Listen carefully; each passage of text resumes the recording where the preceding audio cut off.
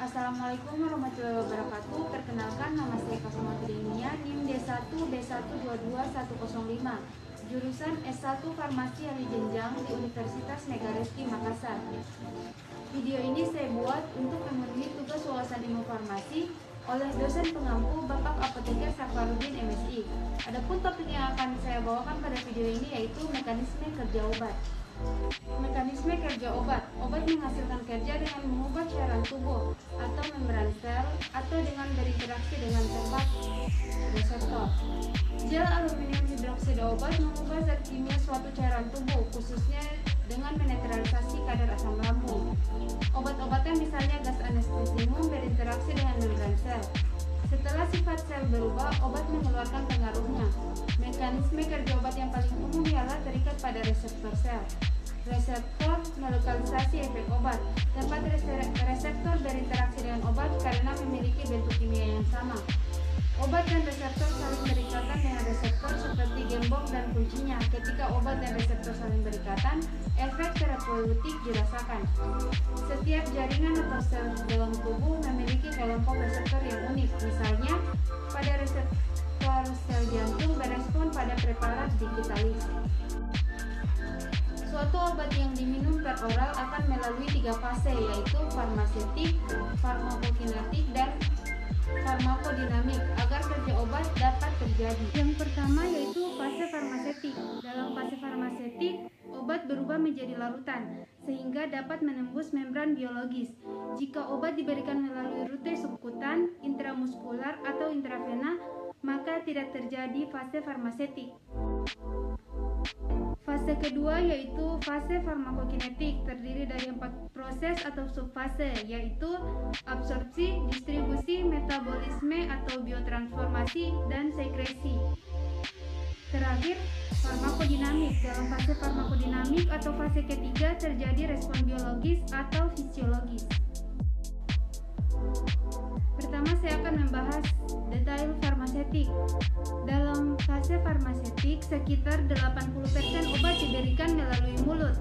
Oleh karena itu, farmasetik atau disolusi adalah fase pertama dari kerja obat.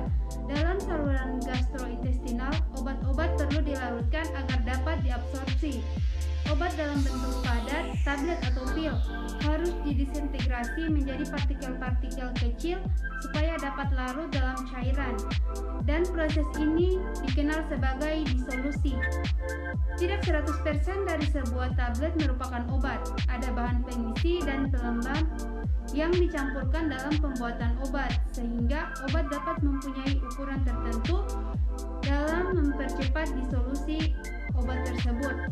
Beberapa tambahan dalam obat seperti ion kalium atau K dan natrium atau Na dalam kalium penisilin dan natrium penisilin meningkatkan penyerapan dari obat tersebut. Penisilin sangat buruk diabsorpsi dalam saluran gastrointestinal karena adanya asam lambung. Dengan penambahan kalium dan natrium ke dalam penisilin, maka obat lebih banyak diabsorpsi.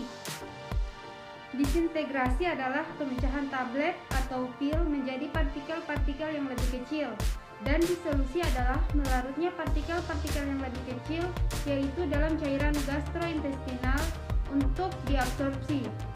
Rate limiting adalah waktu yang dibutuhkan oleh sebuah obat untuk berdesintegrasi dan sampai menjadi siap untuk diabsorpsi oleh tubuh. Obat-obat dalam bentuk cair lebih cepat siap diserap oleh saluran gastrointestinal daripada obat dalam bentuk padat.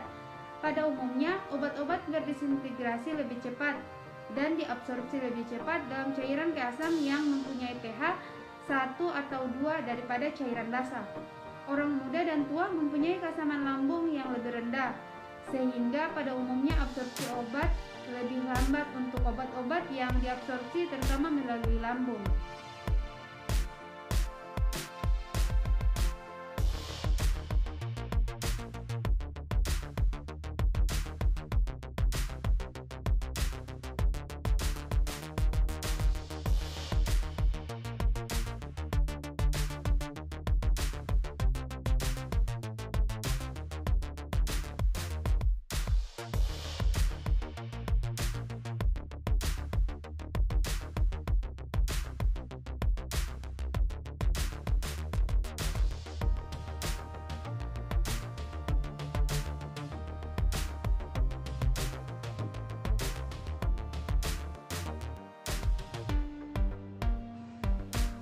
Detail farmakokinetik.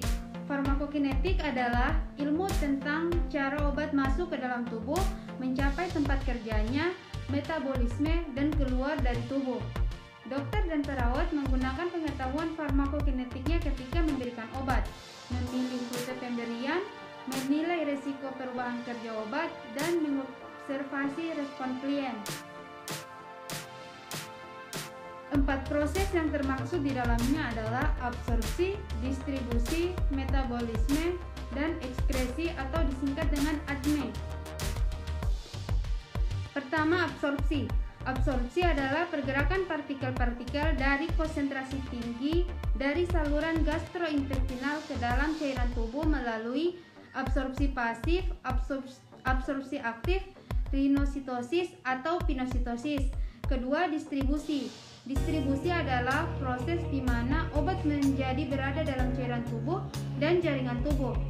Distribusi dipengaruhi oleh aliran darah atau dinamika sirkulasi, afinitas atau kekuatan penggabungan terhadap jaringan, berat dan komposisi badan, dan efek peningkatan dengan protein. Ketiga, metabolisme atau biotransformasi. Hati merupakan tempat utama untuk metabolisme. Kebanyakan obat diinaktifkan oleh enzim-enzim hati dan kemudian diubah menjadi metabolit inaktif atau zat yang larut dalam air untuk diekskresikan. Tetapi beberapa obat ditransformasikan menjadi metabolit aktif, menyebabkan peningkatan respon farmakologik.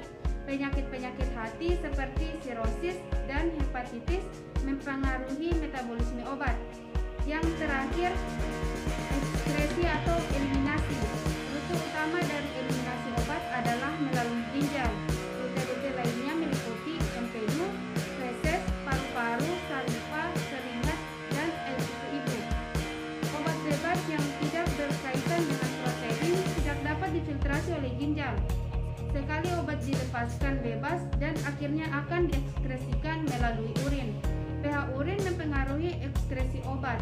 pH urin bervariasi dari 4,5 sampai 8. Urin yang asam meningkatkan eliminasi obat-obat yang bersifat basa lemah.